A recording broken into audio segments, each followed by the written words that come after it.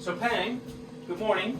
I'm going to show you all the items that I use for making kefir, the way we make it, and then you can see the exact process. Okay, so number one, what do I use? This is for the kefir, just a glass bottle with a good top. Okay, that's number one. Number two, a good sieve, 14-inch. This is a 14-inch sieve. I don't know, it's not 14-inch. I think it's an 8-inch sieve, okay? A spoon. Now this spoon is critical because I use this spoon every time I do this. So at least when I measure it, I always know what I'm doing. So one spoon for doing kefir. I use a spatula, okay? It's nice and bendy at the top with wood. So you don't want to get anything that's metallic for kefir because it's acid, right? And a 2-liter Pyrex jug so that I can pour it all into it, okay? So step one, I put the sieve on top of the Pyrex jar, okay? Pretty simple. Take the spatula, put it in, and then I can pour it in without it spilling everywhere, okay? So at this point, I have it ready and waiting for the kefir, along with a spoon. So just to show you the kefir and the way it's supposed to be, this is good kefir because it's just about to separate and it hasn't got any yellow whey in there, okay? And I'll show you a bad one in a second. Still see my head or not? You sure? Got my head in there? Okay. So I'm going to bring that is too much separation. Okay, you don't want that. Okay? So, now that we've got the right amount of fermented kefir, now we start the whole process, okay? This is the part where we start. So the first thing I do is I mix it. So I shake it up. And the only reason I shake it up is because it sticks to the glass on the edges, and I just try and get it all manipulated, moving around. Alright, so step one, grab the kefir, put the spoon on the sieve so that it catches it spilling everywhere, and it's still spilling, so you got to be very careful. And I just pour it all in here, and it's a step at a time. So I pour enough in there so that this is full, and now I can just massage it, okay? So I massage it, and while you're massaging it, you can see how it's all draining. And inside here, you can see how much of the kefir has basically got into the good stuff, so the milk is no longer there, okay? It's kind of like it has a cream consistency. It's a bit like cream, or yogurt actually.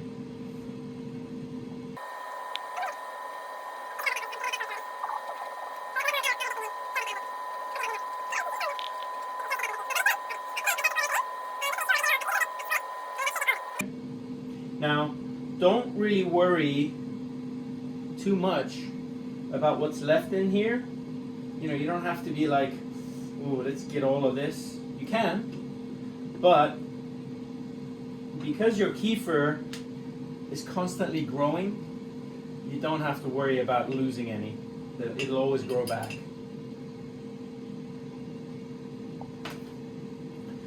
Alright, so I'm gonna keep massaging this into the sieve.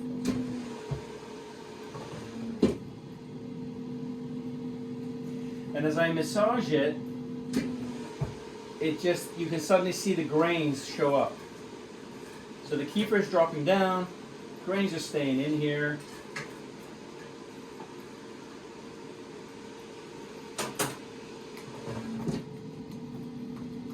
And I think you can see the grains just getting more and more visible here. The thing I'm going to do now, don't move the camera, I'm going to wash that to bring it back. The problem you have is sometimes when you have the kefir inside that jar, it dries around the top, and when it dries, it gets very sticky. So you really want to clean the top at least, okay? So I'm just gonna, you keep the camera here. I'll go wash this, and I'll be back in a second. I went ahead and washed this, and really the critical area of washing this is just to get the top area sorted so it doesn't dry. This, if there's some in there, don't worry about that, okay? We just want to make sure the top of it doesn't have any that's sticking there. Now, what we're going to do now is I'm going to squeeze the rest of this out so that all of the kefir is coming out, and you'll see that it's all foamy, right? So as I'm squeezing it all out, the reason I squeeze it out is so that I can measure it. Because when I measure it with a spoon, then I can know how many grains there are and if it's grown or not. So, I think I've squeezed it enough. Once it's squeezed, I'll just take all of this off, shake it all about. Okay, so here we go. This part is all about the next batch. So this is the previous batch, now we're on to the next batch. So here we go. I have this, it's all dry, and now I'm going to start counting. One large one. Two large ones. Three large ones. And then 4 large ones. And look how much it's grown. These are all the extras. For today, I'm going to put them in there. Doesn't matter. It just means it'll ferment faster next time. So it's actually 5 now. So in a week, it's gone from 4 to 5. So it grows pretty fast. So now I have it in there. I take this, put it back in there.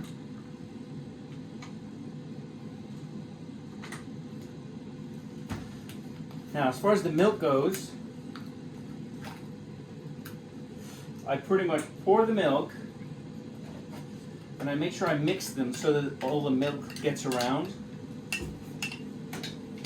And once the milk is all mixed in with it, then I pour the rest of the milk in. Now, try not to splash like that. And I try to come right about there, because you need the grains to grow in there, okay? So you have about this much milk left in 2 pints. So basically, if that's 1.1 liters, I've used essentially 1 liter of milk for 4 tablespoonfuls of kefir. So now I clean the top of this. This is now ready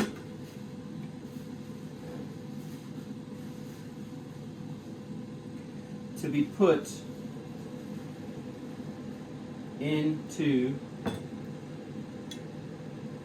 the fridge. So I put this in the fridge overnight, and I'll show you the next batch. No, you don't have to move. And I'll show you what I do with the next batch. So there was another batch that was in the fridge. This is the other batch from yesterday. Now I put this on the counter, and then that'll ferment. Okay? So the last part of the process is decanting this, and it's literally as simple as pouring it into the milk jar.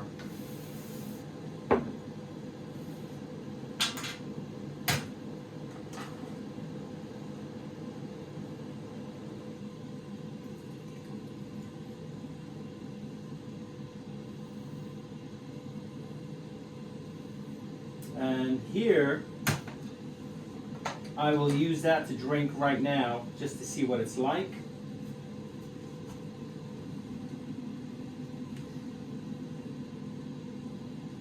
Make sure you have an extra hand to catch anything. So put in the bowl.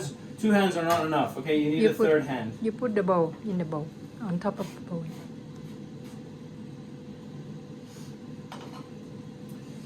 And so this is it.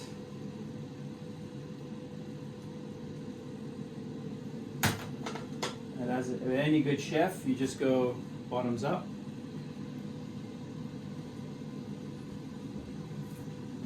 That's some good kefir. So now that you have your kefir set up in your jar, what you can do is turn on your yogurt maker and go to Custom 2. Custom 2 allows you to set the temperature and the time. So set that and set the temperature to the minimum setting, which is 25. Once you've set it, now the hours depends on how much kefir and how much milk there is. You could start with 8 hours just to see what happens. Hit the set, and then there you go. You've set it off for 8 hours at 25 degrees in your yogurt maker, and that should give you some good kefir. Okay? Enjoy.